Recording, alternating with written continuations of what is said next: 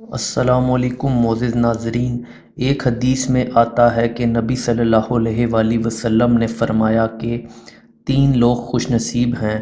وہ 3 لوگ کون کون سے ہیں، اسی بارے میں آپ کو بتاتا ہوں۔ جامع صغیر میں ایک ارشاد مبارک ہے کہ جس میں آپ صلی اللہ علیہ وآلہ وسلم نے ارشاد فرمایا کہ جس آدمی میں 3 علامتیں یعنی کہ 3 نشانیاں ہوں گی وہ خوش قسمت انسان ہوگا۔ پہلا انسان وہ ہے جو بات کرے تو سوچ سمجھ کے بات کرے۔ انسان کا لہجہ اور انسان کی بات بہت معنی رکھتی ہے۔ اس انسان کی بات سے کسی بھی شخص کی دل آزاری نہیں ہونی چاہیے اور کسی دوسرے کو تکلیف نہ پہنچے۔ اگر مسلمان اس بات کا خیال رکھیں کہ ہم نے کیا بولنا ہے اور کیسے بولنا ہے اور کس وقت بولنا ہے تو بہت سی پریشانیوں سے بھی بچ سکتے ہیں، اور ساتھ ہی ساتھ ایسا انسان بہت خوش قسمت تصور ہوتا ہے۔ دوسرا انسان وہ ہے جس کا گھر کشادہ ہو، کھلا ہو، وہ بھی خوش قسمت انسان ہے۔ اس کا مطلب یہ ہے کہ مہمانوں کا آنا جانا ہو اور رشتہ داروں کے لیے دروازے کھلے ہوں۔ رشتہ داروں سے ناراضگی بہت بڑا گناہ ہے۔ ناراضگی کو ختم کر کے گھر کے دروازوں کو کشادہ کر دیں۔ اس لیے بار بار صلہ رحمی کا حکم بھی ہوا ہے۔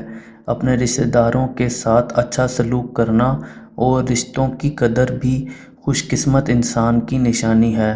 رشتہ داروں سے اچھے تعلقات کا ڈائریکٹ تعلق بھی آپ کے رزق سے جڑا ہوا ہے۔ اللہ آپ کے رزق میں برکت دے گا اور آپ پر اپنا خصوصی کرم بھی کرے گا۔